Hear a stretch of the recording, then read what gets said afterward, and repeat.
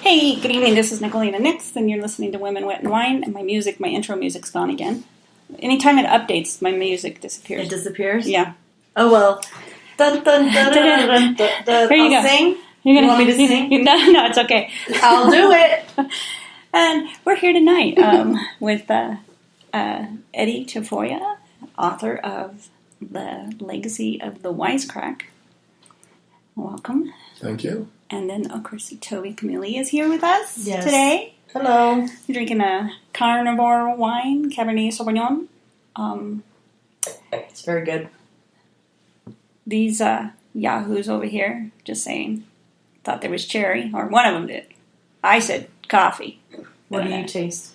I taste olives. Olives? Olives? Like hints of olive oil and currants. It's I gotta read this now. subjective. Caramel, roast, blackberry, Maybe it's the blackberry, not and the currants. Maybe it's the oak, not the olive oil. It's oak. Does olive oil come from oak? Yes. Does it? See, Thought it came from olives. Hello? Or from that lady from the Popeye cartoons. Like over here. No? Thanks for that image. I think my night You're is welcome. over. Thank you later. Yeah. The last time we were here, we were talking about your last book, Finding the Buddha. Finding the Buddha. Finding the Buddha, and you suggested we come back and talk about the legacy of the Wisecrack. Well, I think I'm proud of all of my books. I know you are. Especially especially Finding the Buddha and the Legacy of the Wisecrack.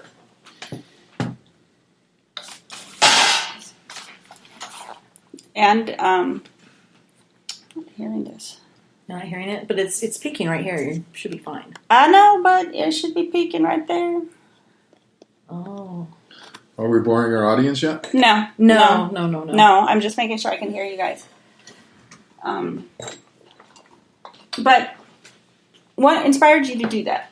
Well, I had been studying stand-up comedy as literature for about 8 years. And I had all this research material and done all this work, and I put together this book that my department at Highlands University ran off. Mm-hmm. And I decided, but I put it together just for my students. Yeah. And then I realized, with a few edits and some polishing, I could publish it as a book. That's what inspired me to do it. But I think you said you teach it as a class as well, right? Right, I teach stand-up comedy as literature. As literature. How does that go? It goes well. My students think it's going to be all fun and games, It but goes well. Yeah. the students going to think it's just going to be watching videos. But you got to analyze them. You got to apply theory. You got to write well. Well, it is a form of creative expression and a form of writing. Wouldn't you say? I mean, there's definitely, with comedy, a sort of, like a format. Like we were talking about this the other night. A format. Like kind of a format, or like a I don't know what you mean. Like, in literature, there's like the 3 acts. You see it in film, you see it in theater, you see I think it you mean in 5 acts. 5 acts. Well, I learned 3 acts, but Okay. you know what I'm saying? Like, I learned 3, but Free Talk's pyramid has 5. okay. So you have the exposition, the central conflict, the rising action, the climax, and the denouement. Mm-hmm. The what? Denouement, the epilogue. Okay. And that's the way Shakespeare's plays are structured. Mm-hmm. So, yes. Go ahead. I'm sorry. I wasn't saying anything. Okay, so when you started it, Yes. who was your main focus to start it about? My students were my main focus. But I guess like your book. Let's talk about the book. Sure. I jumped a little bit. I'm sorry. Okay, that's fine. So who were the people that you focused on when you were writing the book? Okay. What comedians? Was it certain types of comedians, or was it? Well, the book is divided up. I don't know if this will answer your question, but I'll give it a shot. The first book, the first chapter is a discussion on literature. What is literature? I have a PhD in English. I went to good schools. San Felipe Elementary in Old Town, Albuquerque. St. Pius, UNM, Binghamton University. And nobody ever told me what literature was. I didn't know. Mm-hmm. So I sat down to write this book, and I'm like, what is literature? Is stand-up comedy literature? Well, first, let's define literature. So what I do in the first chapter is I look at a functional definition of literature. Mm-hmm. In other words, I don't want to discuss what literature is, because that just opens up a can of worms. Right. So instead, I say, let's look at what literature does. And after I did all this research, and I had all these conversations, and I talked to people much wiser than I, Mm-hmm. better scholars than I am, and I came up with 5 things literature does. And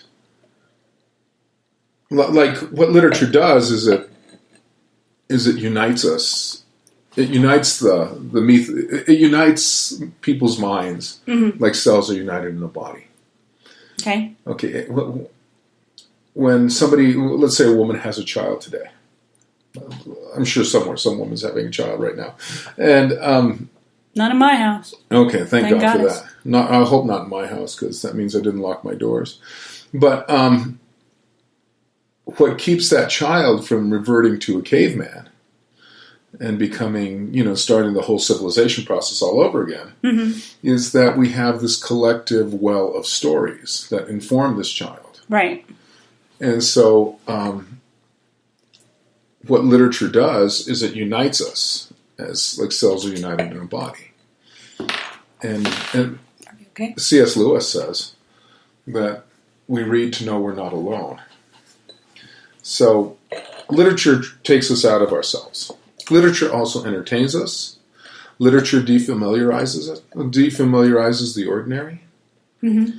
I mean, I've been to many apple orchards, but never have I been to an apple orchard where the apple trees started picking apples off of themselves and throwing them at me like they do in The Wizard of Oz. Dang it. Yeah, have you been to that apple orchard? No. Okay. And I'm trying to think if I've ever been to an apple orchard. No. Maybe once. I don't know. Have you been to an apple orchard? Yeah, quite a few. Were apples being thrown at you from the tree? No, every once in a while one would fall off the tree, but I don't think it was intentionally malicious, from the apple tree. okay, You know what I mean? I don't think the apple was like, oh, let's see if we can hit her. Let's hit her. Let's do it. Like when you drop water balloons off of a building. Okay, have you ever been to the woods? Mm-hmm. You ever been to the woods, Nikki? Why? Why are you asking? Did you see me there? I saw you there. Yes. Forget you saw me there. Did you run into the big? Did you run into the big bad wolf? No, but it involved a shovel and some plastic. Okay, well that has nothing to That's do a with whole this. different story. You asked me if I'd been to the woods. I'm just asking. I've been to the woods and I didn't hear banjos either. Okay. Nope, No, not near the river. not at all. Nope. Okay.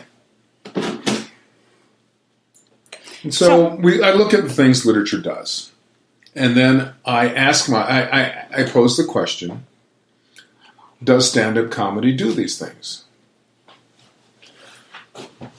And the only answer I could come up with was yes. Well, yeah, sure. It takes us out of our lives when we're And it listening to it. informs the ethos. It reveals the ethos. It defamiliarizes the ordinary. There's a whole branch of Russian formalists at the beginning of the 20th century, literary critics who said the function of literature was to defamiliarize, Mm-hmm. to take something ordinary and make it strange, like the apple tree example I was just giving you. And certainly stand-up comedy does that. So I look at stand-up comedy that way. Does it do everything literature is supposed to do? And as far as I can tell, unless I'm missing something, it does. But I guess a glitch there is the word literature means writing formed with letters. Uh-huh. And a lot of stand-up comedy isn't formed with letters. It's improvised. It's spoken. But if that's the case, then when the Bible was first created, it wasn't literature because it was oral for 100 years before it was Right. before it was written down, and the Iliad and the Odyssey, certainly. So I think stand-up comedy is literature. It does everything literature is supposed to do. And then the next chapter is about, and I'm really getting around to answering your question. The next answer is about America, what the American ethos or American ethos. What makes America different than every other society, every other country? What is America? Is it a landmass? Is it an idea? I thought it was a mulligan stew. Well, certainly pluralism is a part of the American ethos. Yes. And thank God for that, because we get a lot of humor out of our ethnic tension. Well, that's true. That's true. Yeah. So we get a lot of other bad things out of our ethnic tension, but I'd rather have the ethnic tension and the pluralism than not having it. But what is America? So I look at different dimensions of what America is. Mm-hmm. One of the things, for instance, and thank God for this, because I think it really informs our comedy, one of the things that makes America America is that we have this Puritan foundation. We see everything through this Puritan lens, even though we're not. The Puritans haven't been around since, 20 years after the Salem witch trials. But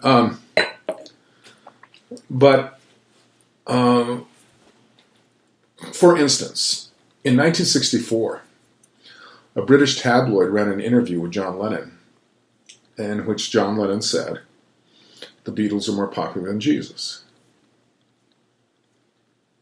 And that caused no stir whatsoever in England. And England has a national church, the Church of England. 4 months later, that same interview shows up in a teen magazine in Albuquerque. I'm sure it was in Albuquerque, but in the United States. And people get a load of John Lennon saying the Beatles are more popular than Jesus. And we have this outcry. We have Beatle protests. People are burning Beatle pictures and Beatles albums and all this. Why? Why did you not have this reaction in England, which has a national church, but you had it in the United States where there's no formal religion, where there's no national religion? It's built into the Constitution. There's no national religion. Well, it's because we see everything through this Puritan lens. We see everything, even though you may not know who the Puritans are, you might not have ever heard of Cotton Mather or Jonathan Edwards or these guys. I know who the Puritans are. Well, I know you are. I know you do. But a lot of people don't, right? That's true. But that's not the point. Don't we learn about the Puritans in history? You should learn about the Puritans, because the Puritans, I think Donald Trump got elected because of the Puritans. But that's a whole other conversation. The point is that we have this Puritan foundation. We see the world through this Puritan lens. We think sex is dirty, but violence is clean. Only if you're doing it in the mud. Well, Woody Allen says that his analyst asked him, "Do you think sex is something dirty?" And he said, "Yeah, if you do it right." It's true. Who might argue with Woody Allen? Right. In any case, so I look at what makes America America. The other thing is the land. The land itself makes America America. The land informs your consciousness. And How do you mean? Well, I mean, in very direct ways, like if you're living in an area that is like a jungle. If you're living in the jungle, you will have to use certain vowel sounds in order for your words to carry. Like vocally? Yeah, vocally. Okay. Yeah. Okay. You will have to adapt words that fit the vocal sounds that fit the environment, and your words control your thought. But for instance, consider this. Do you know who Paul Bunyan is? He used to be that big old statue that used to stand out there in Central and Louisiana. Yeah, that's the guy. Was on May Cafe for years. Paul Bunyan. Yeah. Yeah, I know Paul Bunyan. They used it was a lumberyard when I was growing up. But anyway. I know, it was a lumberyard. That's what I'm saying. And then they left it there for a long time. It was an icon in this town. Then it disappeared. It's gone now, isn't it? Isn't it over here? I don't know where it is. At a mowing shop or something like that? I don't know. I don't know where it is. But Paul Bunyan is a direct outgrowth of the... he's a literary manifestation of the landscape. Paul Bunyan is a great man. Right. I mean, great in stature. Right. Symbol of American common sense, American industriousness. But where does he come from? He comes from the land of the Great Lakes. Okay. Where the Great Plains opens up on the continent, right there by this great river, in this great river valley. So you have Great Lakes, Great River Valley, Great River, Great Plains, great man. There you go. He's a personification of that part of the world, that part of the country. So the land informs. In fact, I could even take this a step further. You have the way the Puritans or the Puritan mindset or the Neo-Puritan world sees things is that Adam and Eve were created to rule over the Garden of Eden. Mm-hmm. Man is given domain over earth. Yeah. That's the belief. Okay. Not everybody believes this. Native peoples believe it's the other way around. So they say the earth has control over man. Consider the divorce rate. The divorce rate in this country is right about 50%. And it has been for years. Now, is it that America is compromising its moral principles and that's why we're becoming more divorced? A country that has more instances of divorce? Or could it be that the land is ruling over us and we're acting more like Native American tribes who, the great majority of which, not all, but the great majority of which practice serial monogamy? Could it be the land is changing us? Well, I don't know about that because I think that most of us live in serial monogamy when we're in the dating world. Oh yeah. We're absolutely serial monogamous. I saw a TED Talk the other day where a lady says, only in America do people say, I've been monogamous in all my relationships. Yeah, But the point is, why are we serial monogamous in America? Because the land we're disposable. The land is making us more Native American. Well, I guess I never thought about it like that. And then, I just look at it. For me, I look at it as that we made it too easy. We made it disposable. Well, if it's not working out, just get a divorce. Instead of staying and working for what's right, we tend to just go, it's not working out that well. I'm done. Okay, that's certainly one way of looking at it. But my point is that the land informs our consciousness. Yeah, I believe that. That's what I'm saying. Okay. I mean, look at the Bible Belt in the United States. Where's the Bible Belt? It's in the American South. Yeah, I lived there once. And on into Texas. But why is the Bible Belt in the American South? Because the American South is and historically been built on this, built our economy on agriculture. Mm-hmm. And the Hebrews were farmers, and Jesus uses all these agricultural metaphors in the New Testament. So it resonates with them. So their direct experience of living in this agricultural society informs and creates their religious sensibility. So the land informs the way we think. Okay.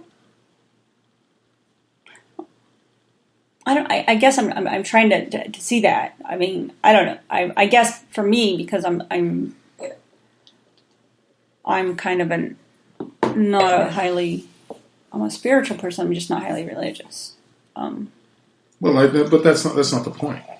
So I mean, I don't know. I guess I'm trying to put the two together of how the land forms things. I gotta think Okay. on that. I gotta think on that. Let's say you're a kid growing up in Alabama. Okay. You're a kid growing up in Alabama, and you read the Bible, and you hear, and you read Jesus saying stuff like, "The sower went out to sow," and he planted these seeds, and some seeds fell on rocky soil, some seeds fell among the weeds, and some seeds took root and sprouted, right? Mm-hmm. That is a metaphor that kid growing up in Alabama can understand. Okay. Because that is his life. So there's a direct connection between the Farm Belt and the Bible Belt being the same thing. Okay.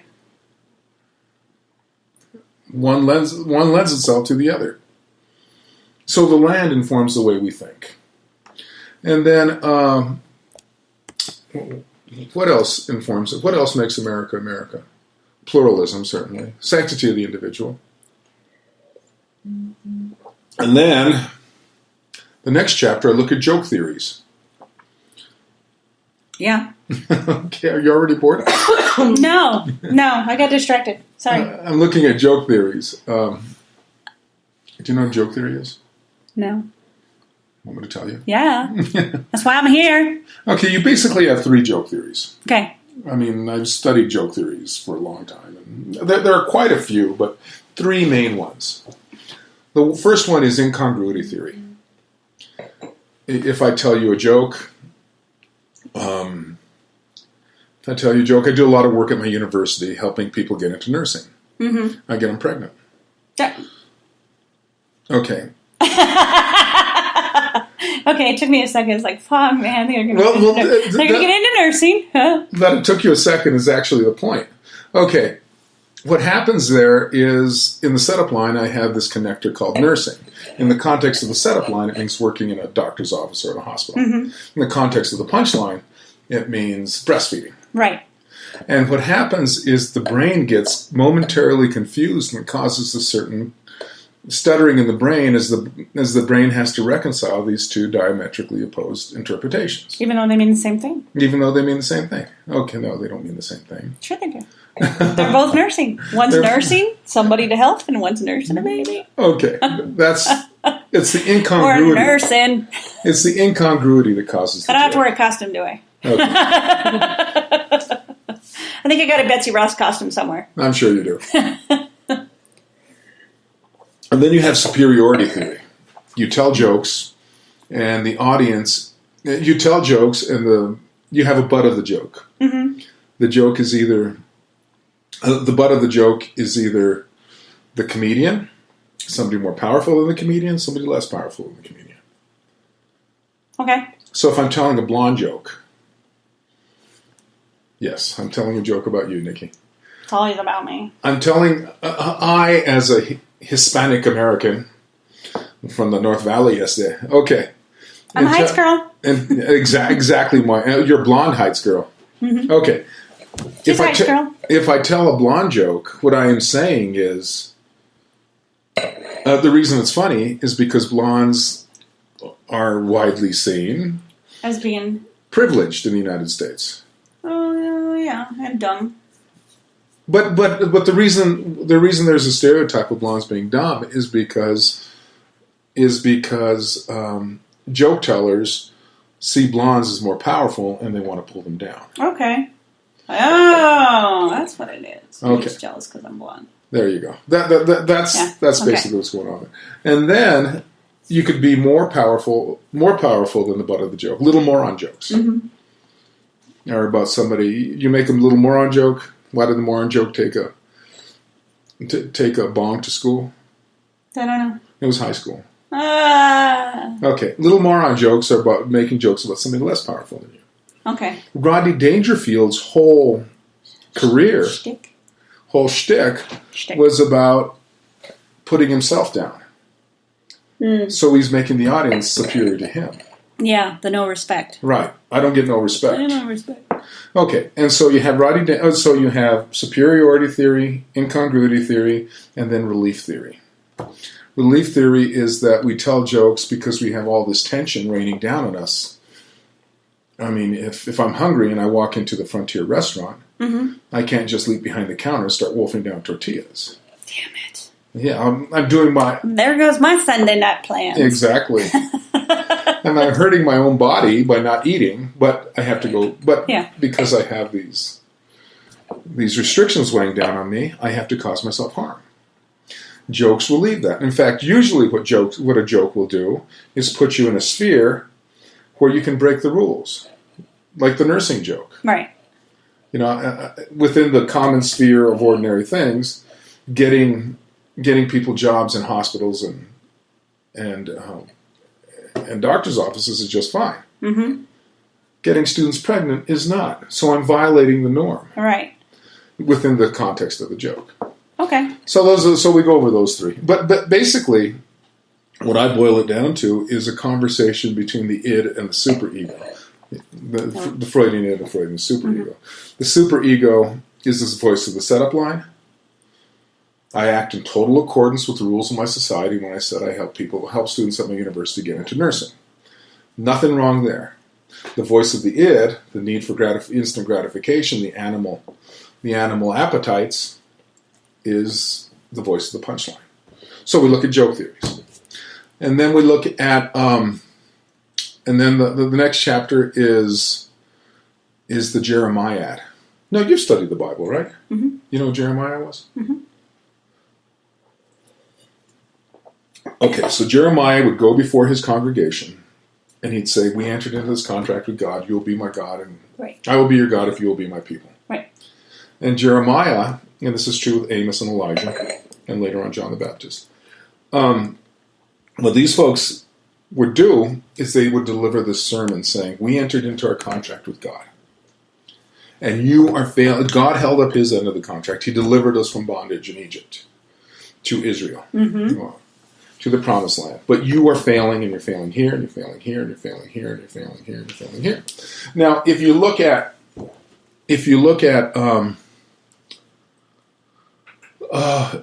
the American society, we have too entered into contract with God. Right. Because it says right there in the Declaration of Independence. One nation under God. No, that's different.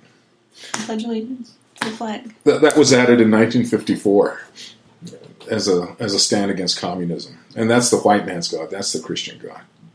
Oh. Okay. No, I'm talking about the Declaration of Independence. I know, I'm just... We hold these truths to be self-evident that all men are created equal and endowed by their Creator. Their Creator. So we have this contract with God we call the Declaration of Independence and the Constitution of the United States. So we had to have entered into a contract with God. And what comedians do, comedians like Richard Pryor, Richard Pryor, but Lenny Bruce, George Carlin. Right.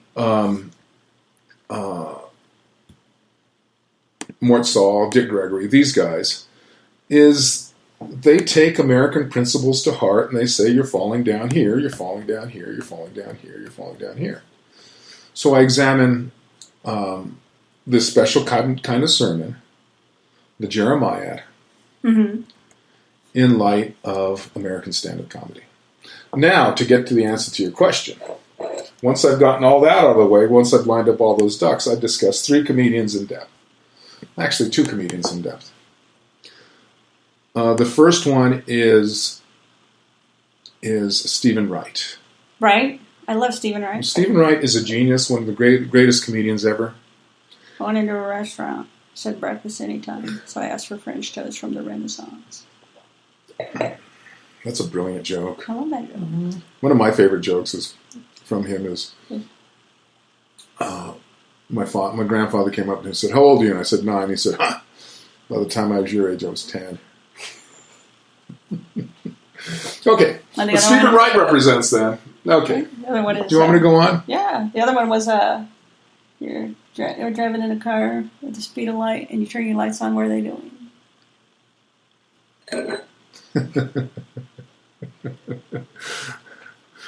I got a paper cut writing my suicide note. It's a start. All right, there you go. He is so good. In fact, I even sent him a copy of that chapter. And? Yeah, he loved it. Awesome. Yeah. I wish he'd write a preface to the book now, but Did you ask? I did, but I didn't hear back from him. That's But I study Steven Wright, and I study Steven Wright as a picaresque character. Mm-hmm. Does that word mean anything to you, picaresque? No, please. Okay. Please. Please? I'm thinking of the word. I'm having a blonde moment here. The picaresque is a certain type Please of... define. That was the word. There you go. Okay. I feel like I'm boring you. No, you're not. Okay. The picaresque is a certain kind of story that began in 15th century Spain. 16th century Spain. It's a story of somebody who goes from adventure to adventure to adventure to adventure. Mm-hmm. Like Huckleberry Finn. Yeah. He doesn't just stay in one place, but he goes from adventure to adventure to adventure to adventure to adventure. The Good, the Bad, and the Ugly could be considered a picaresque story. And the main character lives on the fringe of society. He has to do all this subterfuge to stay alive. And sometimes he does it to stay alive. Sometimes he does it for the fun of it. Sometimes he does it to get the better of somebody, just for the hell of it. Right. Okay. If you look at that formula, and then you look at Steven Wright's body of work, you'll see that for the last 35 years, on the stand-up stage, Steven Wright has been telling one picaresque story. Because he's always in a different place. One time he's lives in a house made of balsa wood. Another time he lives in an apartment building. Another time he lives in the median strip of a highway. Another time he lives in a house that runs on static electricity. He's always in a different place. Right. And he's always pulling these shenanigans. Sometimes it's to get the best of somebody. Mm-hmm. Sometimes it's just for the hell of it. Sometimes it's to stay alive. He tells us how he was scalping low numbers in the deli. Yeah. Scalping low numbers in the deli. That's a picaresque ploy there. I got the number 2 for $28. Okay. Although I sold the number 2 for $28. Yeah. So I look at Steven Wright and how and he also represents the postmodern. Because if you look at Steven Wright, he is basically, especially in his early days, like his 1985 special, he has frizzy hair and concave chest, and one eye is slightly higher than the other, and he's very thin. And he's emotionless. Mm-hmm. He is and who is that again? Steven Wright. Okay. Yes, that's true. He's very flat. He's very monotoned, flat. He is basically the Walking Dead. Yeah. Now, what the term Walking Dead came into common parlance. I feel like I'm dissertating here, but came to common parlance here after the bombing of Hiroshima and Nagasaki. In Japanese, those people who survived the atomic bomb blast were called the Walking Dead. Right. So Steven Wright is the personification of that. He represents that part of our brains we have to turn off. We have to numb ourselves to. The Walking Dead we need to become. That's true. I mean, in order to live in a nuclear age. So for like example, I mean, a lot of the times when you go to a movie, you want a movie that doesn't make you think. Right. You don't want something that's a cerebral type of film or. Well, I mean, sometimes you do, but most of the times I love, independent films that make me think. Oh yeah, absolutely. However, there's days that I want to come home and I want to watch something mindless. Well, let me turn on a zombie flick. Yeah. Yeah. It's mindless. I don't have to really think about how I'm getting through something. That's like it doesn't disturb me, which means when you're disturbed, it causes you to think and grow because you have to figure out why does this bother me so much. So I think that I see where that would come from. Right. I mean, but again, I like a lot of in-depth movies. Yeah, I like in-depth movies too. Like, in fact, I get annoyed with shallow movies. I know shallow movies are annoying. I can only watch The Hangover, one version of The Hangover once. Because it's the same story. It's the same movie. Yeah. Just, they change the locations, they change the secondary characters, and they change the script a little bit, but they still have the same kind of jokes, the same kind of writing that's in it. If you're going to go, I mean, why do they keep doing those films? It's because they had a successful formula with the first one.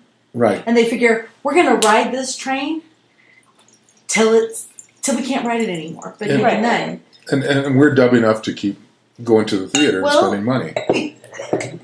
I've never seen The Hangover. I've only seen the first one. Never seen it. I saw it with my child. No desire to see it. I unfortunately watched, what's that one? Yeah. Girls Night Out. Bridesmaid? No. Bridesmaids was okay, because, Bridesmaids is good. It was good. But it's the recent one, where I think it was Girls Night Out. They're going to Vegas because somebody's getting married and they end up killing somebody. And I'm like, okay. This is a dumb movie. No, I'm like, I can't believe I paid for that, even if it was the dollar movie.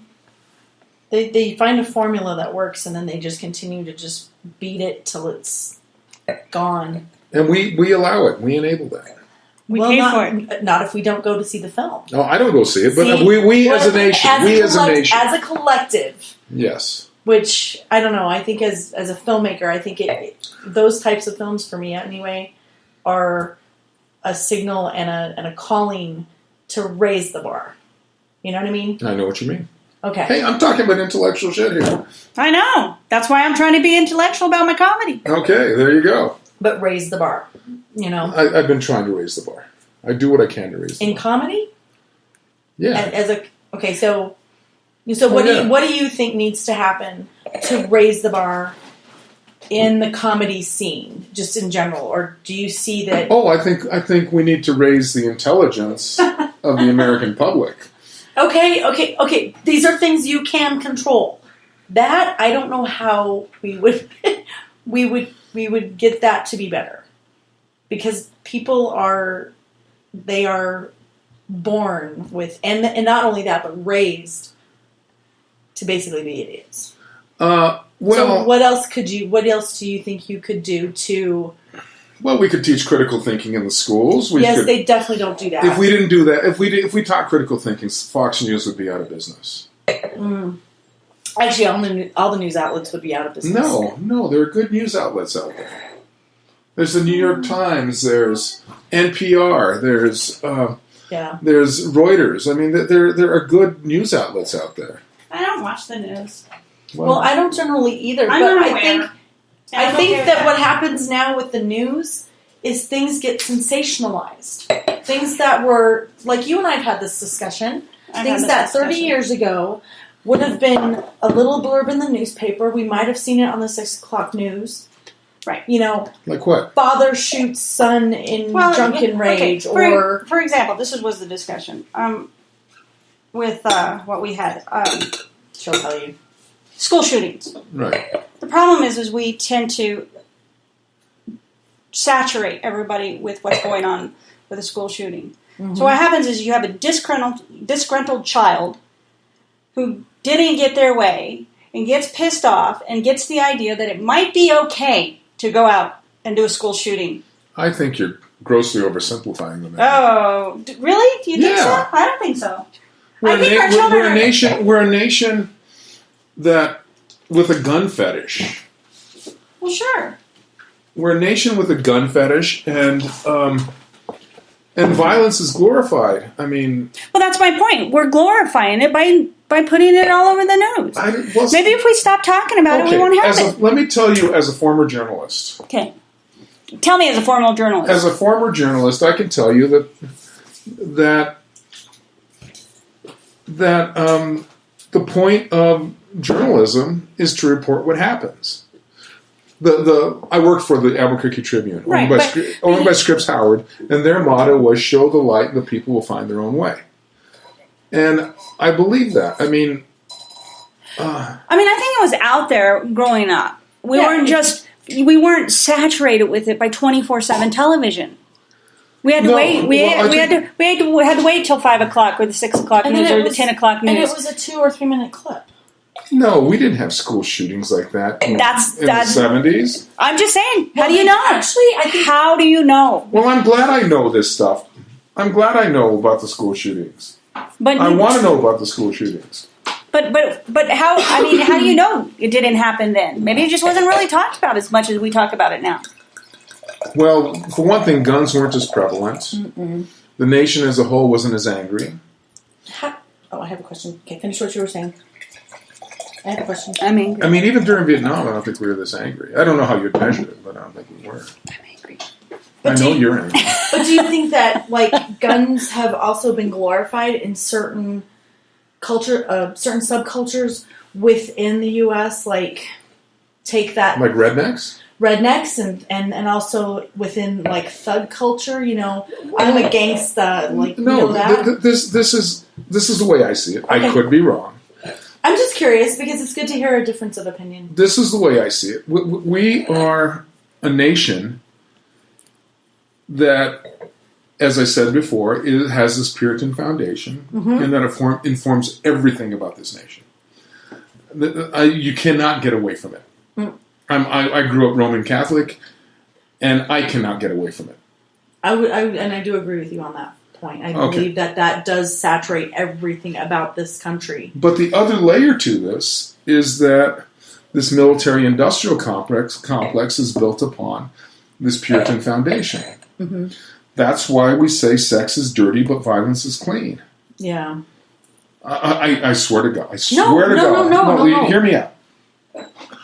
One time, I was at this person's house, and there were a bunch of people there, and they were watching the Will Smith vehicle, Independence Day. Mm-hmm. And he says, this is a good film because it's not dirty and there's nothing violent about it.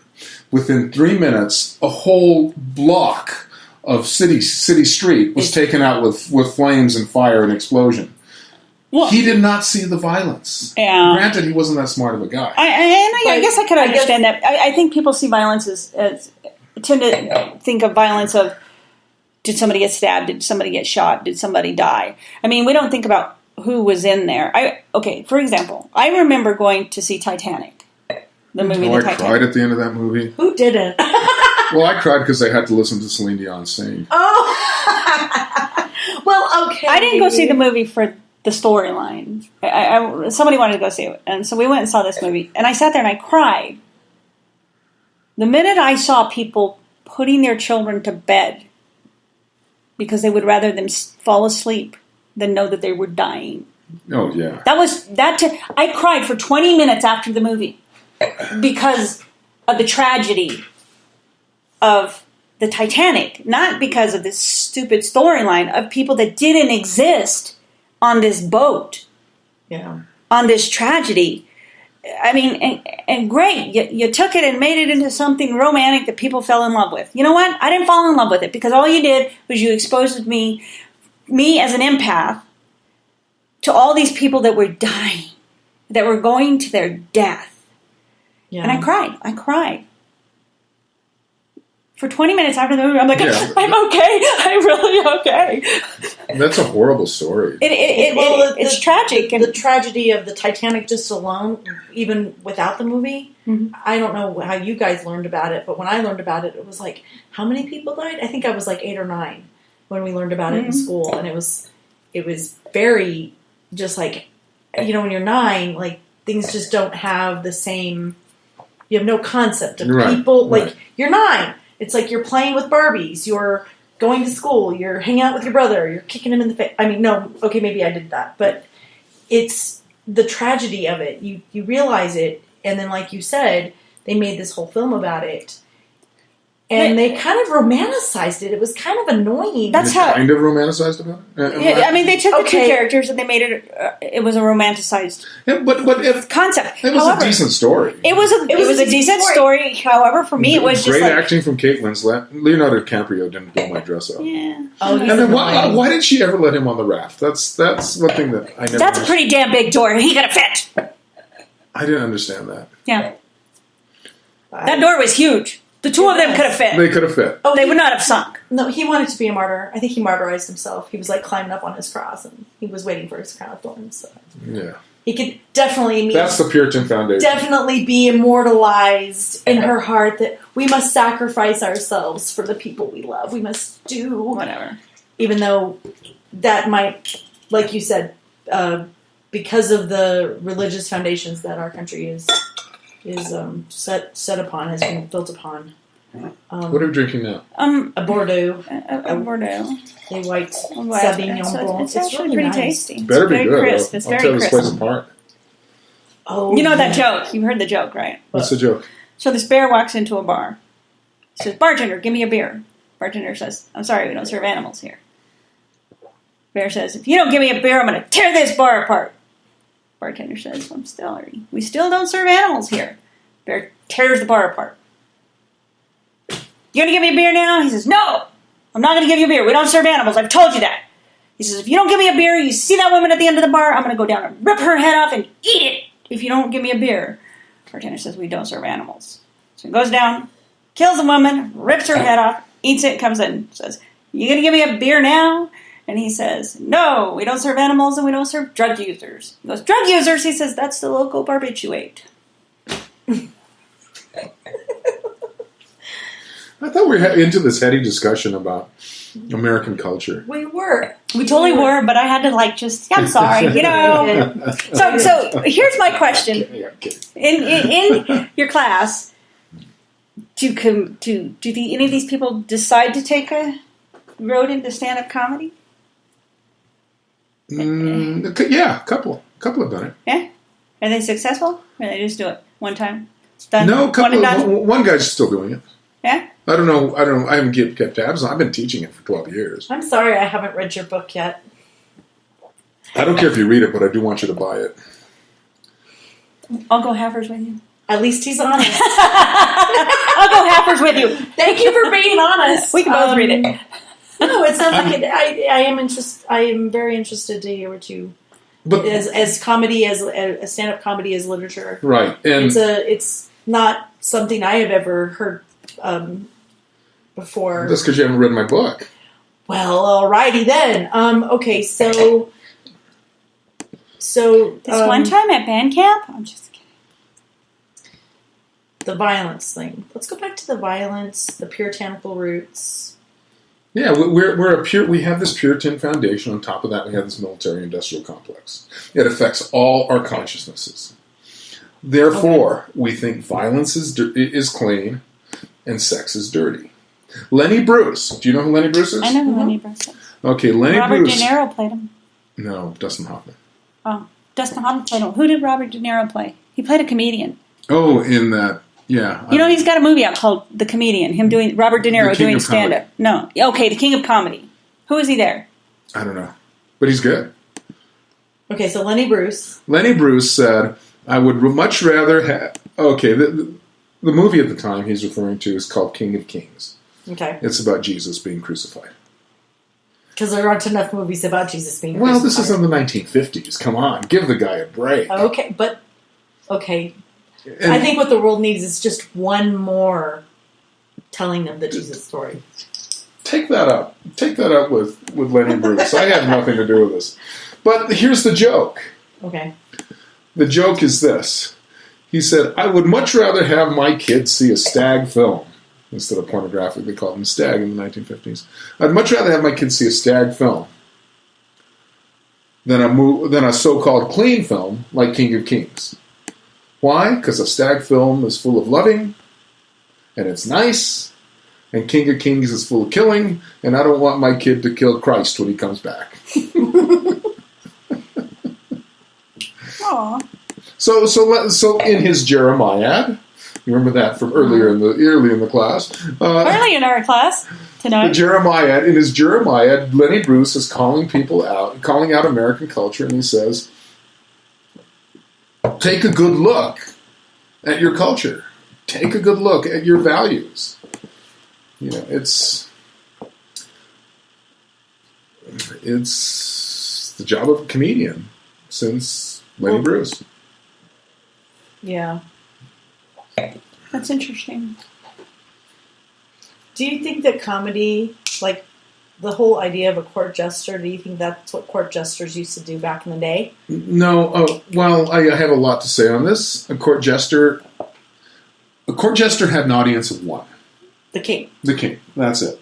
And he could make fun of the king. And he had the bauble, who would say things that even the court jester couldn't say. But he spoke for the court jester. So that was his ventriloquist. But gave us modern ventriloquism. But I'm just curious. But the court jester, he could say certain things that criticized the king. But a lot of what the court jester did was physical comedy. Juggling, standing on his head, shaking the bauble.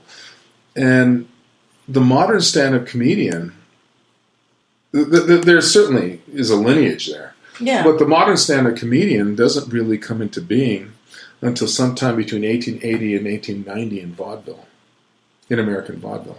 Okay, so give us the lesson. What happened in 1880 to 1890 in vaudeville? It was only at that point that, you need certain things in place before you can have stand-up comedy. Mm-hmm. Certain societal conditions. You need a literate populace. Mm-hmm. You couldn't have had a literate populace without the Industrial Revolution, and certainly that wouldn't have happened during the court jester era. Okay.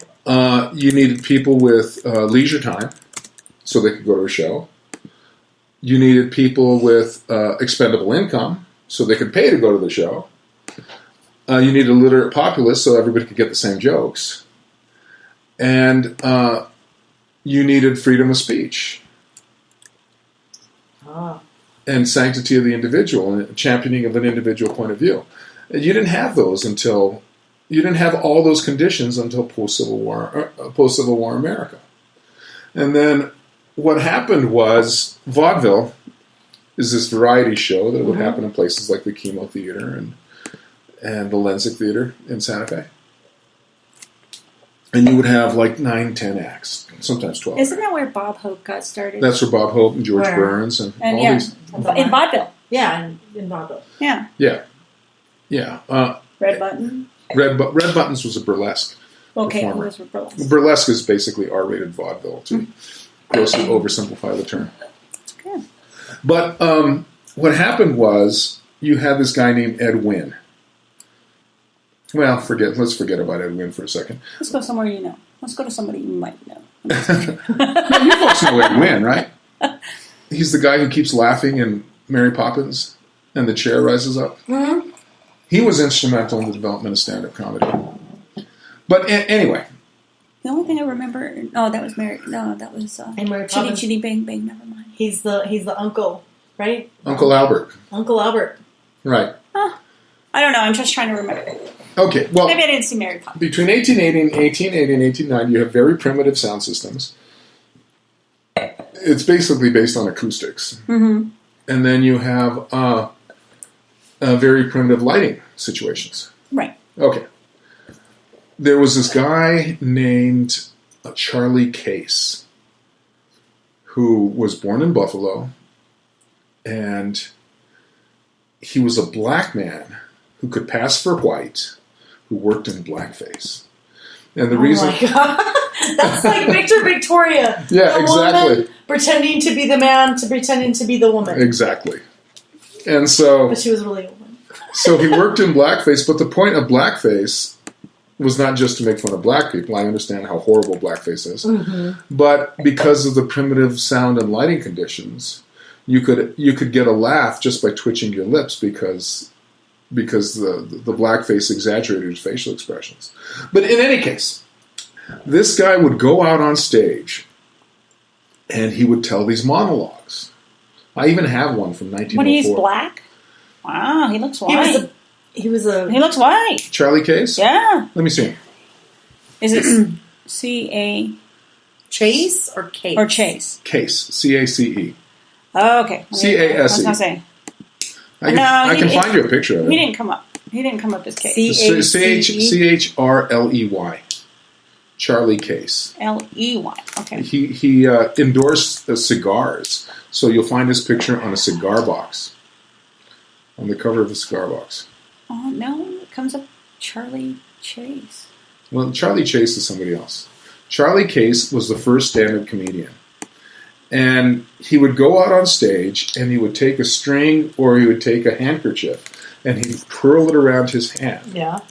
And he'd tell these stories about being a singer in Buffalo and getting wood for his mother. And he was said to mesmerize the audience. Now, I have a recording of him from 1909, which, as far as I can tell, is the first recorded piece of stand-up comedy.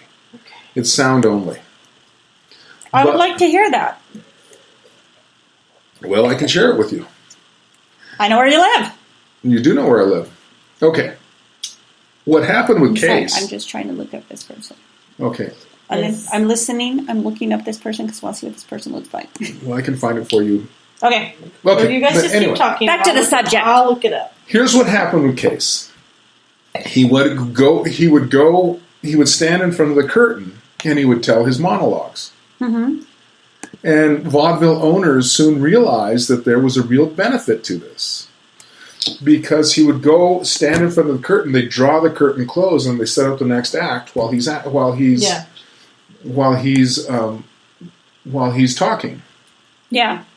And so it makes the show move quicker. And then when Prohibition comes along, what happens is that all these bars are forced underground. You ever been to the cellar bar at Zinc? Mm-hmm. No, I haven't been to the bottom part. Blah, blah, blah. Yeah, I've been there. Okay, I used to go there all the time. But that's very much like the Rathskeller, which really means rat cellar. But the point is that these places were forced underground, so they're forced into very, very small. They're forced into very, very small venues. That's why jazz takes off there. You don't need a big 20. You can't have a 20-piece band. You can't have a 20-piece orchestra, but you can have a 4-piece band. Yeah, or a pianist and a singer. Exactly. Yeah. And then comedy takes off because all you need for a comedy show is a good light, a good microphone, and a comedian or two. And a guy. That's all you need. And so it takes off. But anyway, so it's very expedient to have a comedian. Yeah. Is that him? Is that him? No, that is Burt Williams. I think this might Burt Williams actually... Is this him? No, that's not him. I found his Wikipedia, but there's not an image for him, so... I can send you an image for him. Well, it's kind of interesting to know that. But wasn't Al Jolson like that? Or Al Jolson was... Well, Al Jolson didn't do direct-to-dress comedy. But he worked in blackface. Didn't he do the blackface thing? Is this him? That is Charlie Case. There you go. Okay. That's Charlie Case in blackface. Okay. Yeah. Who else is here? He wrote and sang vaudeville. I'm just looking. I'm telling you. And he eventually committed suicide. That's sad. Nervous breakdown. And he committed suicide. But he was the first stand-up comedian. He touched off the firestorm, man. Do you think all comedians are tortured in one way or another? I think all people are tortured in one way or another. It's just how they choose to express it. Was that way it comes out. Was that my all lives matter answer? No, I don't. No, Jerry Seinfeld says. Have you read Larry Wilde's book about interviews with famous comedians? Famous comedians talk about comedy. He's got a television series on it, doesn't he? Larry Wilde. Yes, there's one where there's a guy, Larry. Yeah, I think that's it, Larry. It's on. I want to say that it was on HBO. Where the guy sits down and talks to comedians. I mean, he had Seinfeld and Don Rickles on at the same time, kind of thing. Oh, really? Yeah. Okay, maybe I haven't heard of that. I haven't heard of it either. But Larry Wilde interviews Seinfeld, and Larry Wilde asked that question. Mm-hmm. Are comedians hiding some dark secret? Are comedians just basically unhappy people? And Seinfeld has a brilliant answer. He says, I think there's a lot of tortured, unhappy people driving bread trucks, but you don't hear about them. For some reason, it's poignant to have a comedian who is tortured. No, the point of stand-up comedy, the reason it is such an American thing, is it's an individual voice giving an individual point of view. Right. It's like an op-ed, but on a stage. In front of a microphone. That's a good way of putting it, certainly. And so you're not going to be able to stereotype. You're not going to be able to find one thing that unites all comedians. My research has told me, because there are some comedians who are very happy. There's some comedians who are painfully shy. There's some comedians... It's on Showtime. It's called Inside Comedy, and it's a guy who his name is David Steinberg. Oh, David Steinberg. He was a brilliant comedian. He sits down with all these comedians and talks to them. It's a series on Showtime. If you don't have it, I like Steinberg. I memorized. It was good. I got to watch the first couple episodes. When in the 1970s, Steinberg hosted a television show called Music Scene. Okay. And he recorded this album called Disguised as a Normal Person. When I was in 8th grade, I memorized every word of that album. It was that good? It was that good. I can still do Moses. Moses had a funny relationship with God, whom I'm sure you all remember from last week's sermon. One day Moses was out chasing after a sheep. And the crowd laughs. He says, Moses was a prophet, not a pervert. And he sees this bush that was burning, yet it would not consume itself. Yeah. And he hears a voice say, Moses, take off your shoes from off of your feet, for the land that you are standing upon is holy land. And Moses, with the astute bearing of a prophet to be, runs to the sheep and looks in its mouth. I could do the whole thing. I could do Woody Allen's, all of Woody Allen's Moose Story. Have you heard Woody Allen's Moose Story? No, I'm not a huge Woody Allen. You don't know what you're missing. It's really funny. I will admit, he is brilliant. Okay, he is absolutely brilliant. He is absolutely brilliant because he worships the Marx Brothers. But I don't like him. Have you seen his stand-up? No, actually, I don't think I have. But I've seen his films. And what's really funny is I'll see a film and I'll read the description for it. And I'll start watching it, and every once in a while, one of his films will sneak up on me, and then I get really annoyed. Like, oh my god, I sat through a whole Woody Allen film and I can't believe I enjoyed it. I don't even want to admit to anybody that I enjoyed it. Because there's something about him that just grates on me. His little his voice. Well, he's not in all his films, you know. No, he's not. But there's just something about him. He bugs me. Well, maybe he bugs you, but he's a comic genius. I know. I do. According to Comedy Central. Now, who am I to argue with Comedy Central? I know. They are the authority, right? Okay. Do you know who the greatest stand-up comedians are, according to Comedy Central? Probably Seinfeld's one of them. Well, number one, and nobody's going to argue with this, is Richard Pryor. Yeah. Number two, people may argue with this, I would, Lenny Bruce. Number three, George Carlin. George Carlin. Jon Stewart said this is the holy trinity of American comedy, of stand-up comedy. Okay, guess who number four was? Ahead of Seinfeld, ahead of Cosby, ahead of Chris Rock. Was it Woody Allen? It was Woody Allen. Well, no, Woody Allen is freaking brilliant. But you haven't seen his stand-up. No, he is brilliant. His writing is brilliant. He has really complex characters in his films. He tells these very strange, odd stories that hook you in, and then you've gone through this journey in this film, and then at the end of it, I discovered that it was Woody Allen, and I'm like, oh my god, the guy is brilliant. He is, but I'm not saying he's not brilliant. I'm talking about a stand-up comedy. Okay, so I need to go. What you're telling me is I need to go and watch his stand-up. Watch his stand-up comedy. Watch the Moose Story. The Moose Story. I shot a moose once. I was hunting in upstate New York, and I shot a moose. What I didn't know is that the bullet did not penetrate the moose, just grazed his scalp, knocking him unconscious. Mm-hmm. So I take him, I strap him onto the fender of my car, and head back to the city. Is this a joke? Mm. We've been discussing. So I'm driving along the West Side Highway. Yeah. And the moose woke up.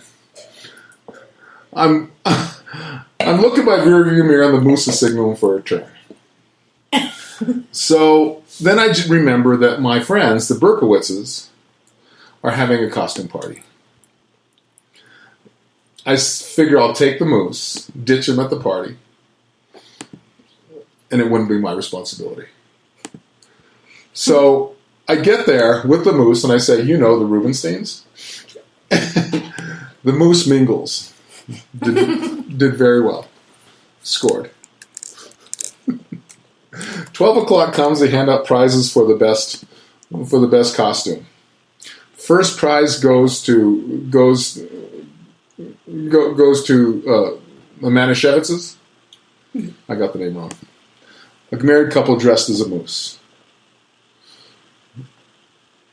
The moose is furious. He and the Manischewitzes lock horns in the living room. They knock each other conscious. I figure, here's my chance. I take the moose, take him, strap him to my car, head shoot back to the woods. But I've got the Manischewitzes. Next day, Mr. Manischewitz is shot, stuffed, and mounted at the New York Athletic Club. But the joke is on them. It's restricted.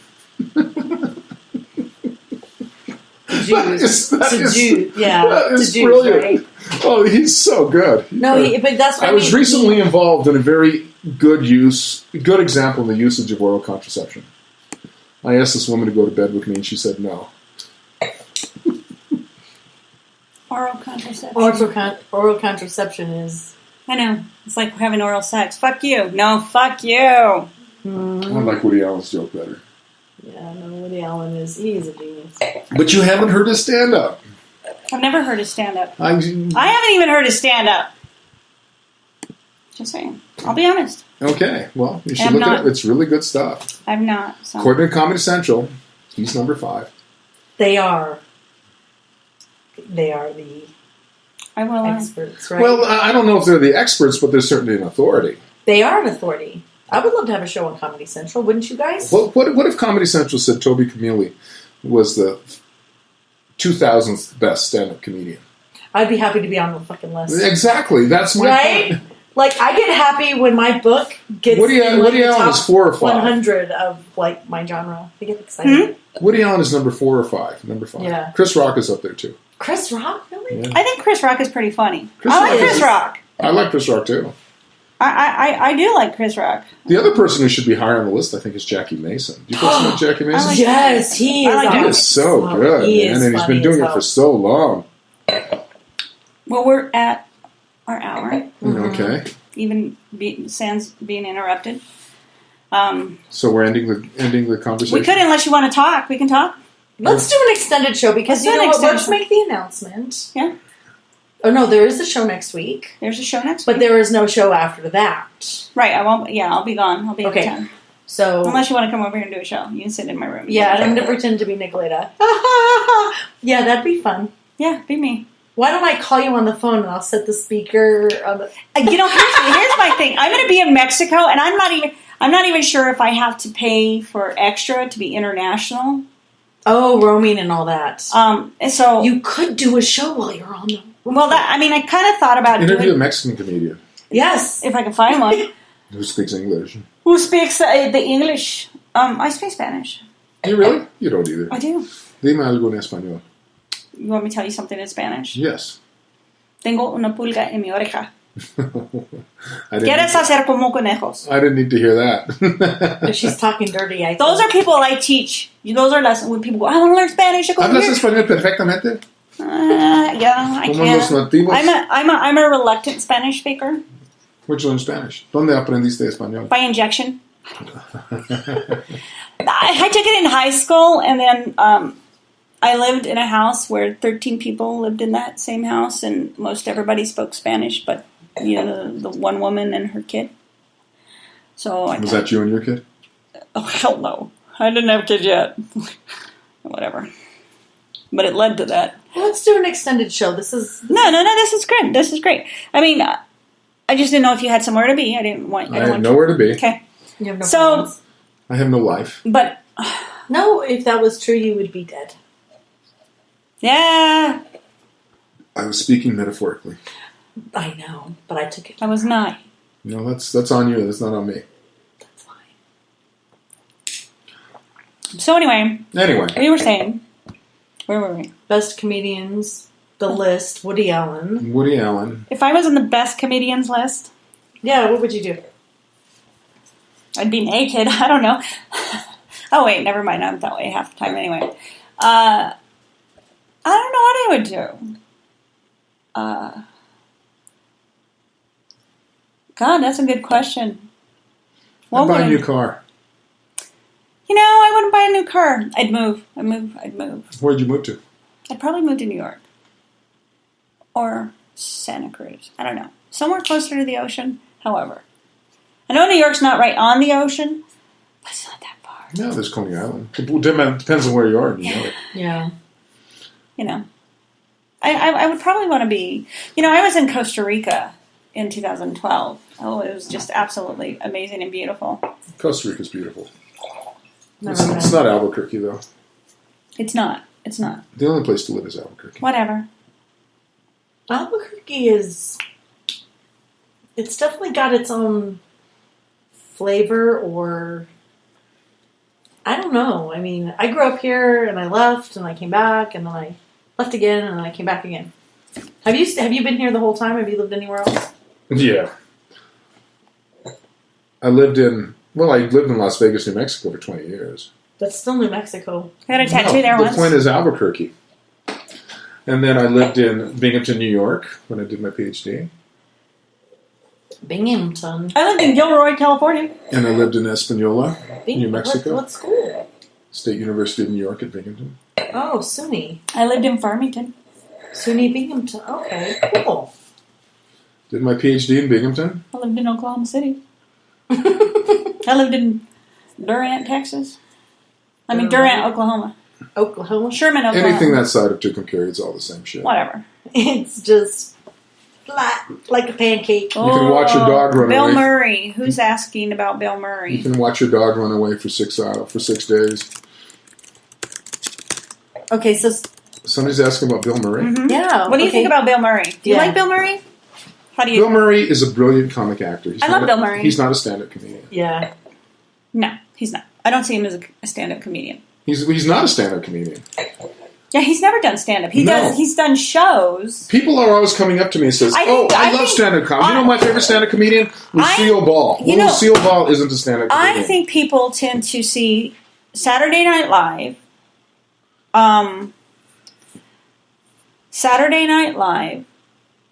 as those people being stand-up comedians. But they're not. They're improv comedians. I have an encyclopedia of stand-up comedians on my desk at work. Dennis Leary. He's a funny comedian. I've never liked him. No? Why didn't you like him? He's a little bit too coarse for my tastes. Too vulgar? Too coarse? The language? The language, the presentation, the topics. Too angry. Yeah, I can like see George that. Carlin in his final years, he got really, really bitter. Mark Twain, who you could argue was the first stand-up. You could make the argument Mark Twain was the first comedian. Yeah. First stand-up comedian. Well, I think as men age, all men, speak for yourself. Some men, they get angry as they age. No, we don't get angry. We get more like ourselves. The point is we have it in us all along. We have that persona in us all along. It's just that as we get older, we lack patience.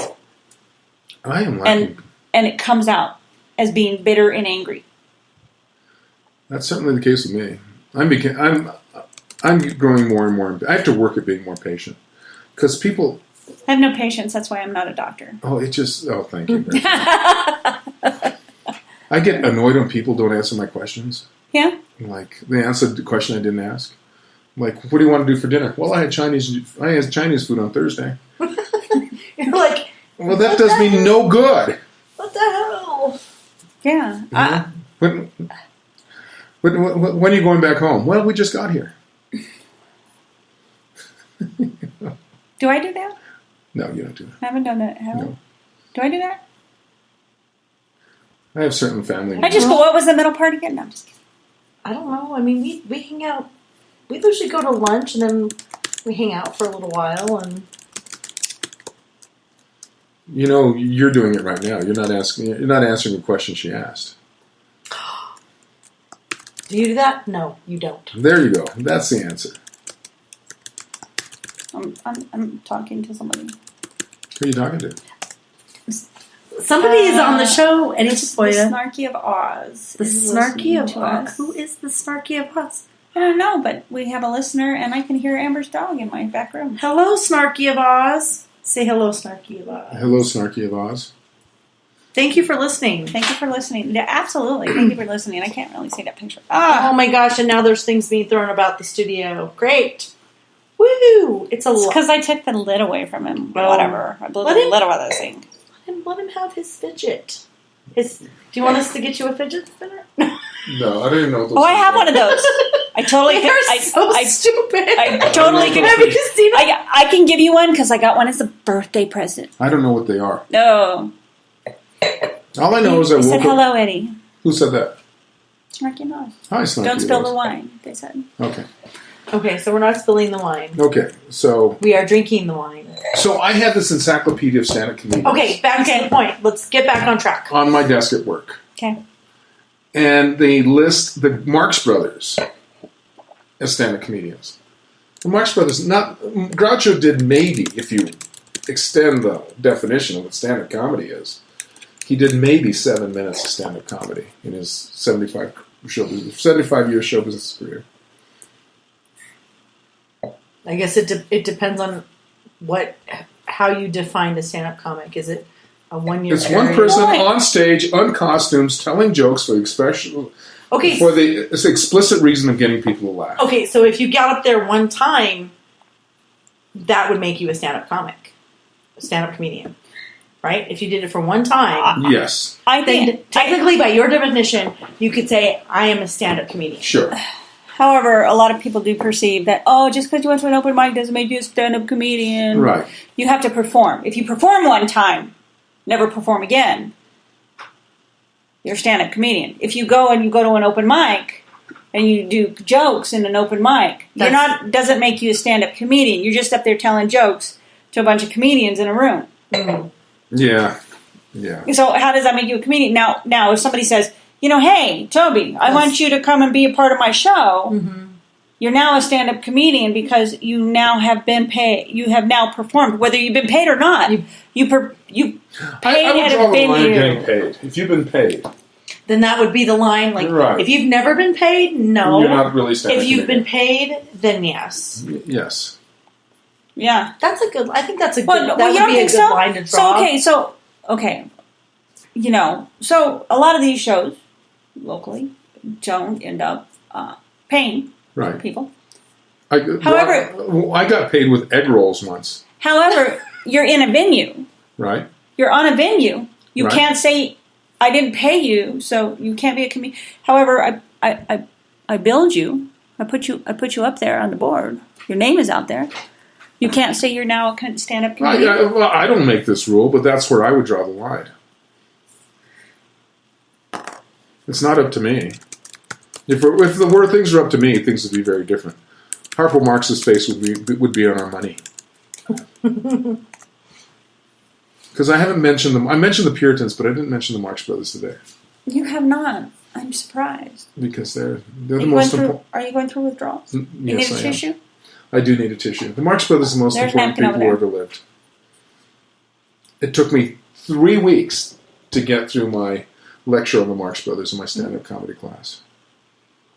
Because they revolutionized American comedy. Okay, how did they do that? Well, before 1915, when they did their first vaudeville show, American comedy had 3 modes: minstrel humor, Yankee humor. Bill Murray did do some stand-up. Oh, who says? Is that what Snarky of Oz says? Yeah. Mafia. It's in a movie. But it's from a movie. See, Oh, that's there acting. you go. That's That doesn't count. But he did get paid.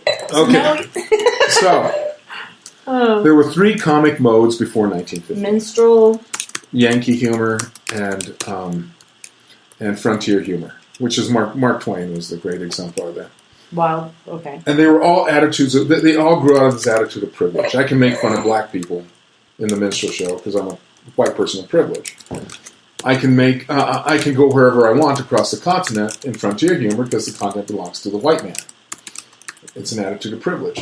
And the Yankee basically could go wherever he wanted because he was an offshoot of the Puritans who believed this land was bequeathed to them by God. The Yankee humor. The Marx Brothers are outsiders, and they come in and they say, we're going to represent the scorned groups. Groucho represents the Jew, Harpo represents the Irishman, Chico represents the Italian. Mm-hmm. And since then, American humor has been about the outsider looking in. And every American comedian follows this. Yeah, they really do. If you had read my book, you would know this. You know what? You can just let it go. I will read your book. Well, my new book will be about the Marx Brothers. I will read your I thought it was going to be about me. Well, the pictures will be about you. So, you know, it really is the outsider looking It's in. the outside. It wasn't this way before the Marx Brothers appeared on the scene. The Marx Brothers were what? They were silent. They were silent. Well, Harpo didn't speak, but I wouldn't call him silent. No, but it was like, I'm trying to remember the time frame. Like, what was the... The Coconuts was in 1929. I was going to say 20s, wasn't it? Yeah, 20s, 30s. 1930s was their heyday. 1930. After the Great Depression. No, during the Great Depression. Well, during the Great Depression. Sorry. Great Depression started in 29, sweetheart. Yeah, but But what really did the Marx Brothers in was World War II. Well, that's because the focus of America changed. It wasn't about it. Everybody wanted to be an American, not an outsider. That's when Jerry Lewis and Bob Hope came in. Speaking of Jerry Lewis, we just lost him. Well, I'm sorry he died, but I never thought he was funny. You know what? Okay, I'm glad you said that because I never thought he was either. I thought he was sick. He made fun of mentally challenged kids with cerebral palsy. Wasn't his whole And then he tries to make up for it with muscular dystrophy. He was It's annoying. disgusting. He was disgusting. He was annoying. He And he was one a of those... bitter old man. And Carlin, I can excuse Mark Twain and George Carlin for being bitter old men. I can excuse them because they did so much. But I found Jerry Lewis to be disgusting. I think he was a good actor. I'm sorry. He was a good comic actor, but he wasn't Bill Murray. He wasn't Julia Louis-Dreyfus. I will say I saw his last movie, Max Rose. It was an amazing movie. Well, I'll tell you, it was not comedic. It was definitely not a comedic role, but it was an amazing movie. Well, that's what we're talking about, Nikki. We're talking about comedic movies. Whatever. Comedic actors. I'm just telling you. I like Jerry Lewis, so fuck you guys. Okay, well, I don't like Jerry Lewis, so fuck you. And I don't like Jerry Lewis either. And I don't like Woody Allen either. You don't have to. But you haven't seen his stand-up. I think he's genius, but I don't particularly. But you haven't seen his stand-up. You haven't seen his stand-up. I don't know. Okay, is there? Shall I? What? Is there more wine? Is that what you're asking me? Well, I'm trying to say it without saying it on the air. There's wine right there, but it's not cold. It's white. So. Cold and white. Sounds like my last date. Well, maybe. Okay. I don't have any cold wine or red wine. That's what I have. So if you want to open that, I don't care. Why can't you drink room temperature white? Is there something wrong with that? Am I going to go to hell if I drink room temperature white? No, but I might get arrested if I drink any more wine. Yeah, me too. On the ride home. Huh, yeah. Yeah, you don't want to give your car a blowjob for a year while it tucks dirty to you. I really don't. So, yeah, it's not very fun. Are we boring our readership? No. How do you know? Huh? How do you know? Because Rachel's talking to me. What's Rachel saying? Rachel said it was nice to meet me. Oh, and it is nice to meet you. She disagrees with the fact that Bill Murray did not do stand-up comedy because he did do it as part of a movie. Yeah, but that's acting. That's not stand-up. So, everybody is allowed to have their opinion. But everybody is not allowed to have their own facts. Well, that's very true. If you do a search on Bill Murray stand-up comedy and a clip of a movie comes up, then guess what? A lot of people will see that Bill Murray doing stand-up comedy. Fine. It's not that important to me. Well, it's not that important to me either. Well, there you go. But I'm just saying. So, I mean, what do you think about comedians today? Who's our hottest comedians today? Angela Johnson. Yeah, she's good. She's really good. Who's the other one? Oh, how do you Amy feel about? Schumer. Yeah, well, yeah. She's good. Moments. Louis C.K. had his I was going to say Louis C.K. What's her name? Wong. Oh, she is good too. She's hilarious. She's really good. Yeah. I just watched another one on Amazon. She was pretty funny, and I think she really appeals more to the housewife kind of thing. She did this skit about I can't remember her name, a tornado, and what happens is we, as women, we walk into the room and go, "Who left this sock on the floor?" And her arms start spinning. What do you mean you don't know who left this sock on the floor? You know, the tornado personality that we have as women. And that was like... Believe me, I'm familiar with it. It's like it was perfect. I don't know who that is. I want to look. I'm going to look up her name, but she was absolutely hilarious. She has like 2 Netflix specials right now. I think so. Wong. No? Julia Wong? No, that's she's actually she's on Netflix. It's called Little Cobra or something like that. She's She's good. pregnant. She's hilarious. Really good. The one I don't like these days, the popular one, is Kevin Hart. He doesn't have punchlines. You don't like Kevin Hart? He doesn't have punchlines. I've not seen his stuff in a really I long need time. punchlines. Call me old school, but I need punchlines. I like it when they build up and then they hit you with something. They build up. Yeah, that's called a punchline. Paul F. Tompkins does some really interesting stuff. You know what I mean? Like they tell you, they take you on a little story. They tell you something, Right, and then, that's and what then I'm at the saying. end of it, you're like, obviously "Oh." not familiar with Paul F. Tompkins. No, He's really good. Maria Bamford. I don't like her. I like her. She did the first one I saw on Netflix. She did a comedy special in the living room for her parents. I hated that. I shut it off. Why Well, are not they all of looking them up are good. snacks? We're not looking up snacks. Let's just check that out. She's looking up snacks. Just kidding. You know, I didn't like it. I shut her off. She didn't do anything for me. Yeah. So, okay, question. Yes. How do you see comedy evolving into the future? Like Well- in the next, what do you think? What do you think the trend is going to be, or how do you think it's going to? What does he think of Redneck Comedy Tour? What do you think of the Redneck Comedy Tour? I think the Redneck Comedy Tour was an answer to the George W. Bush administration. That's what I think. It's funny because Barack Obama didn't produce a lot of... the Barack Obama era didn't produce a lot of Barack Obama-type comedy. The Redneck Comedy Tour was all about George W. Bush. Yeah, that's true. And Why do you think that is? Just out of curiosity. well, because I think Obama was a much more serious figure. I think people saw him as a serious person who was competent. I mean, I think that even though we may not want to admit it, he was certainly competent president. I mean, look at the profusion of comedy that's come out since Trump stepped into the Oval Office. I mean, Okay, so would you say that comedy kind of reflects social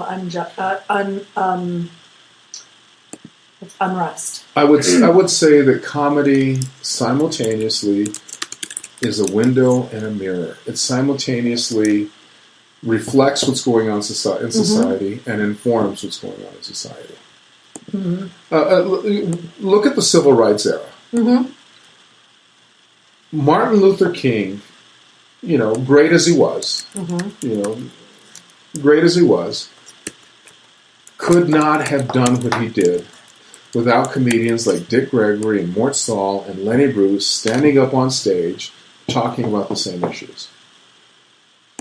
So it's kind of like they bring it to light. They bring it to light. Well, and the comedian might have an audience that is different than than the person that has the movement or whatever. let me give you an illustration. Am I right? You're right, but let me illustrate that. Think about this. Martin Luther King, I saw a guy on the news the other day, in 2017, refer to Martin Luther King as Martin Luther Coon. Oh my God. Okay. In 2017, this stuff is going on. Okay. Yeah, there's been a lot of social unrest since the election. A lot. Right, I get it. Okay. Okay, so you have this big swath of American culture who rejected Martin Luther King and everything he stood for. Right? And then you have this guy named Ed Sullivan. Oh, yeah. Are you familiar with Ed Sullivan? Oh, yeah. Ed Sullivan And who? Ed Sullivan was such a pioneer in American culture. He changed American culture. He brings people like Bill Cosby and Dick Gregory. He does something that nobody else on television at the time was doing. Well, he's basically doing electronic vaudeville. Yeah, but he's also bringing people that normally would not be on television, right? Like, right, okay. at But, the but time, my point is... within the historical context of Right, it. but my point is, Martin Luther King's dream Mm-hmm. would be to have a black man welcomed in the living room of every home in America. Right? Mm-hmm. Yep. Because of phenomena like Ed Sullivan and the Ed Sullivan Show, and people laughing at Bill Cosby, who tells jokes about what it's like to be a human being. The reason you laugh at Bill Cosby is because you say, he's not talking about himself, he's talking about me. Right? So what's going on here is, because of Ed Sullivan and Bill Cosby, Martin Luther King Jr.'s dream is achieved because black men like Bill Cosby and Dick Gregory and Flip Wilson are welcomed in the living room via the miracle of television of basically every home in America. Yeah. What did that do for the civil rights era? And let me give you another example. Look at the rapidity. Look at the quickness. Let's look at the speed at which American attitudes have changed regarding gay marriage. Mm-hmm. Over the last 7 to 10 years, people have radically transformed this. Why did that happen? And I'm going to say so much of it began, not all of it certainly, but a great deal of it began on the stand-up stage. Mm-hmm. I heard a joke the other day, and I forget the name of the comedian. I didn't write it down. But he gets up there, or maybe it's a female, I don't know. Somebody says this. Says, I'm all in favor of gay marriage. I see absolutely no reason a gay man shouldn't be able to marry a lesbian. Right? Okay. But that you know what that does? It like brings awareness to the audience. What it does is it puts in the mind of the person who is totally against gay marriage. Like, it puts that spark in them. This is ridiculous. It is ridiculous. I mean, and yes. it puts out this bubble there in a totally innocuous way. It's a totally non-threatening way. A gay man can marry a lesbian woman. Right, and it's ridiculous, but it makes this person, it's got to change attitudes at some subconscious level, if not a conscious level. Rachel liked that joke. What's that? Rachel liked that joke. Oh, okay. Well, tell Rachel I said hi. Rachel liked that joke? Yes. Who's Rachel? It's not the Rachel from Albuquerque, is it? No, she's in Oregon. Okay, isn't there a comedian named Rachel? She had a question.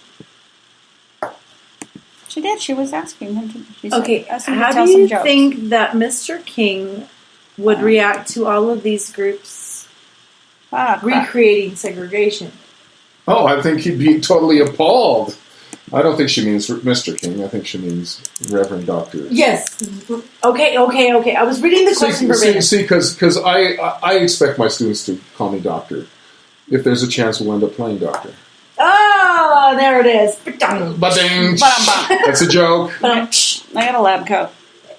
Whatever. That's okay. You know what my 2 degrees are? Do you know what they make me? What? A psychobiologist. No, okay. I'll buy that. You know what my degrees make me? I don't fucking care. No, my degrees are in psychology and biology. No, I surmised that. I got it. Yeah, we got it, Toby. I'm not. I'm a zealot.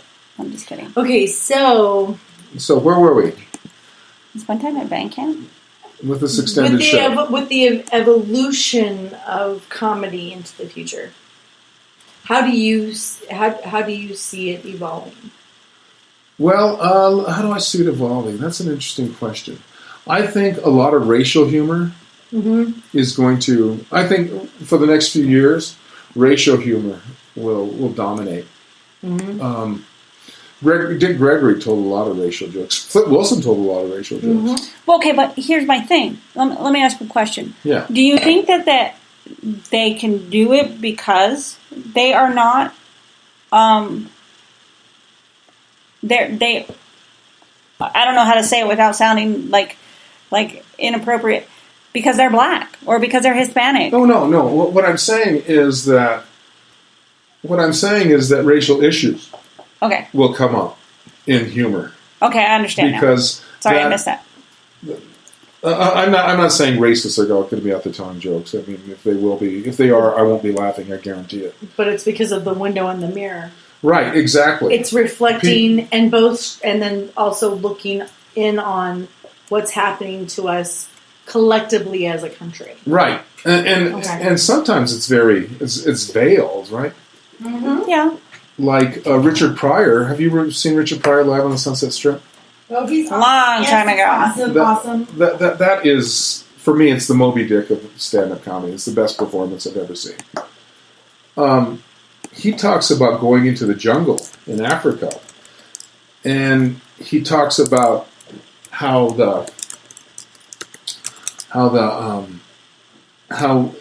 in the movies Buzzard Circle. Right. He says these guys drove up in a truck. They get out and say what it is, and all the animals that he's talking about talk like black men. Okay. And all the people in this setting, in this skit, talk like white people. Very nasal. Now, it doesn't take a lot of analysis to realize he's not talking about Richard Pryor going into the jungle. He's talking about white people going into the ghetto. Yeah. Right. And so he's addressing racial issues a little bit obliquely, but for the most part, he's addressing it. You know? What is that? Is that the music we should have at the beginning? No, I'm sorry, guys. Sorry, guys. Hold on a second. I have no idea why it played in my iTunes. Well, maybe that's a signal that iTunes kicked in. Oh, Sorry, guys. How many listeners do you have? That doesn't tell me until we're done. after we're done. How many do you usually have?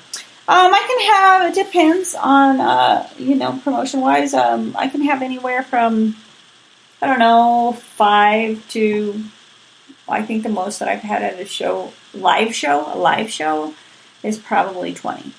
Okay, by Finding the Buddha, it's published by Pen L Publishing.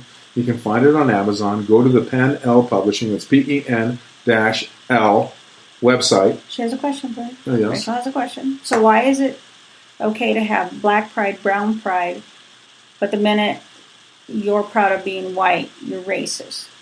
She's asking this question. That has nothing to do with comedy. I think it does have to do with comedy.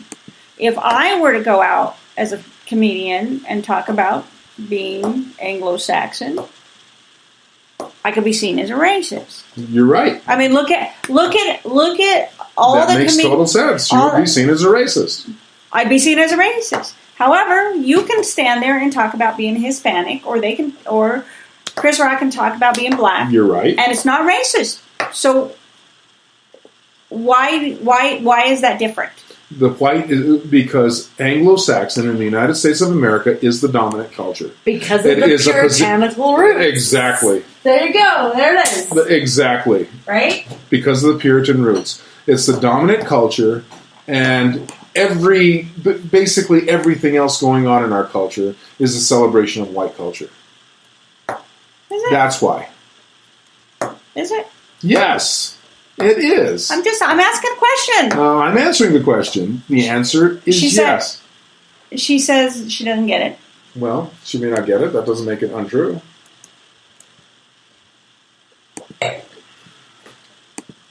Are we waiting for her response? No.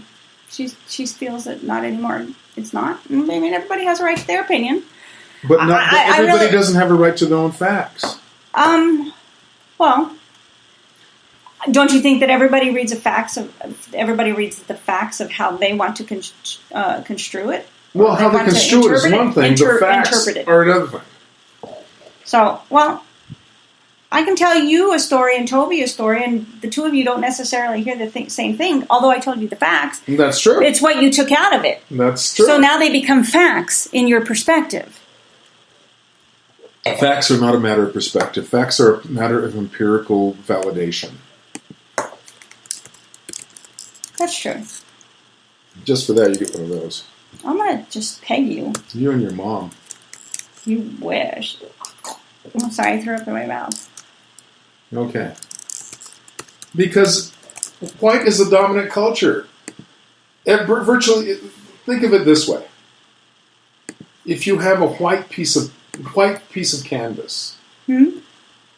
do you really need to point out the white piece of that canvas? No, the whole canvas is white. When there's a brown spot, that's what you can celebrate that.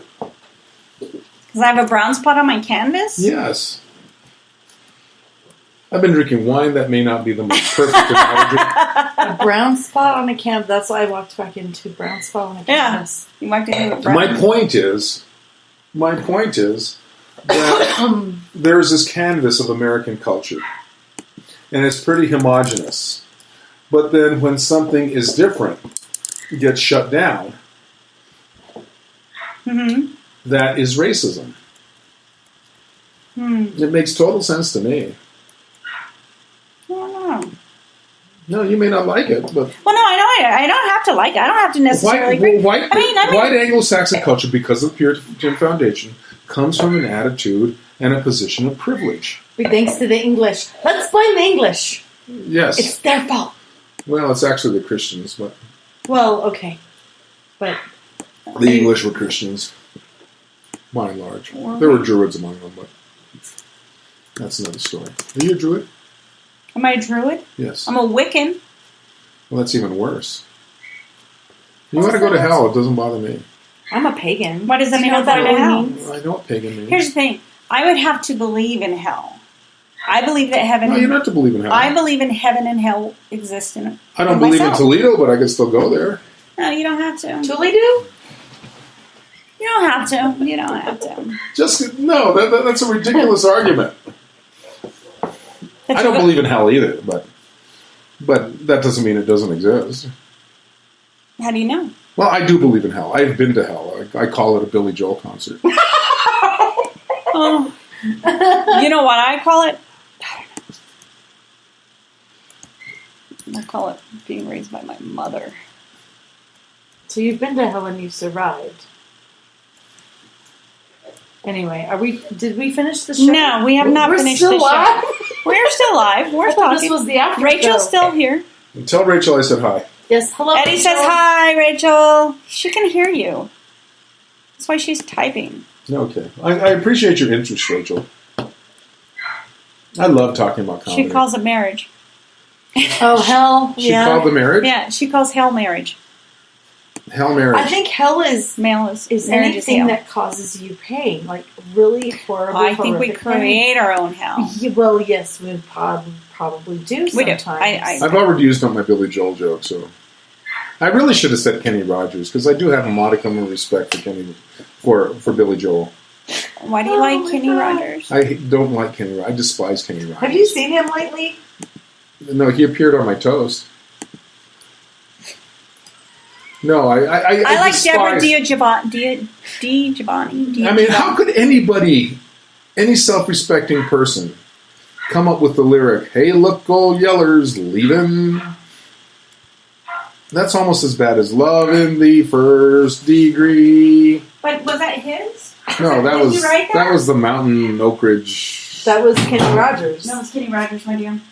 Really, the Oak Ridge Boys? Over? Oak Ridge Boys did not sing that song. No, I'm I'm telling saying you this. this now. Love in the. I was at the gym. That actually was Alabama. And I'm lifting weights, and this song comes on. Love in the First Degree, and I'm like, I go over to the guy at the gym, and I'm like, I'm not listening to this. I'm not doing this. Now, either change the music or cancel my membership. What gym did you go to? This was at Highlands University. Oh, okay. That's different. Yes. I mean, how can people listen to that? Well, Country music? You know, to each their own. Come on. Rap music. Why? Yeah, Rap- why? Do you, Why? Why do you Why do you like gotta be throwing crap at me? You like rap music? Rap music? Like really thuggy, No. thuggy, hateful, ugly. No, but nobody likes the music. All I listen to is jazz. That's it. like how old school? Oh, I love Louis Armstrong. Okay. Me too. I love Louis Armstrong, but I like Rachel Patricia wants Barber. to know if lifting weights is code for yoga. If what is code for yoga? Lifting weights is code for yoga. Hey, Rachel, where are you? She's in Oregon. Oh, Oregon. Rachel, you're wonderful. I love Rachel. Thank you for being here, Rachel. Rachel, if you're single, visit Albuquerque sometime. You can come do a show with us. Eddie's single. There's only one of them. He's not a twin. Just saying. You can come do a show. You can come to a show. We can do it Skype. Yes. The point of stand-up is it's live. No. If you had read my book, you would know this. He's on it again. I think he's... Do you have a man bun? I don't have a man bun. He has the no hairs. I am bald. Well... I look like Skinner from the X-Files. No, you know what I was thinking? Yeah, you kind of do now that you say Mitch Pileggi. But I'm also thinking... Mitch Pileggi. I'm also thinking about Mr. Clean. Oh, yeah. That's because I'm a strong man with big muscles. I know, because you kind of have the... it's not just the face and the head, but it's the, like... You got the muscle thing going, like... Yeah, I can kind of see it. That was my Halloween costume last year. I had to dye my eyebrows white and get a fake earring. I'm sorry, Rachel's married. Rachel's married? Mm-hmm. Well, my wife will be happy to hear that. You guys are fucking killing me, Smalls. And she's a grandma, too. I am not. You know, that does not bother me. Mr. Clean, huh? Well, I was talking to this Russian lady. No, it's because you've got the, like, square, like, thing going. Tell Rachel about my muscles. Rachel's married. Rachel's married and grandma. You want me to take a picture? Do you want to? No, I should have done that. I'm talking to this Russian lady Saturday, and she says, "But you strong man with big muscles." And I'm like Putin, I wrestle bear. Did you start flexing just to, like, feel them? Like, yeah, I'm like feeling my muscles. I'm a strong man with big muscles. I tell everybody that story because I'm so damn proud of it. That's a good story. Because you're big muscles? Because I'm a strong man with big muscles like Putin. I wrestle bear. The wrong man. He bring out vodka. Buy my book, Rachel. It'll make a great Halloween gift for everybody you know. Okay, I have 4 books out. The first one's called Phenomenological Approaches to Popular Culture. I didn't understand one word of that. You said it way too fast. Okay. I'm just letting you know that now on this side. The first book is called Phenomenological Approaches Thank you. to Popular Culture. I have an article. I edited the book, but I have a chapter on Zen and the Art of Motorcycle Maintenance. Then I have The Legacy of the Wisecrack, Stand-Up Comedy as the Great American Literary Form. That's what we're talking about today. Then I have Icons of African American Comedians, portraits of 12 African comedians, from Burt Williams to Damon Wayans. And then I have Finding the Buddha, a novel about a stand-up comedian who comes into Albuquerque, turns the whole scene upside down. He's getting ready to change Albuquerque, New Mexico, into the mecca of stand-up comedy. What St. Louis is to jazz, what Hollywood is to film, what Chicago is to blues. He's ready to turn Albuquerque into the mecca of stand-up comedy. And then he disappears. It's a good book. I was at the St. Pius homecoming game on Thursday, and I ran into a lawyer friend of mine who started gushing and raving about that novel. And that's the best piece of writing I've ever done in my life.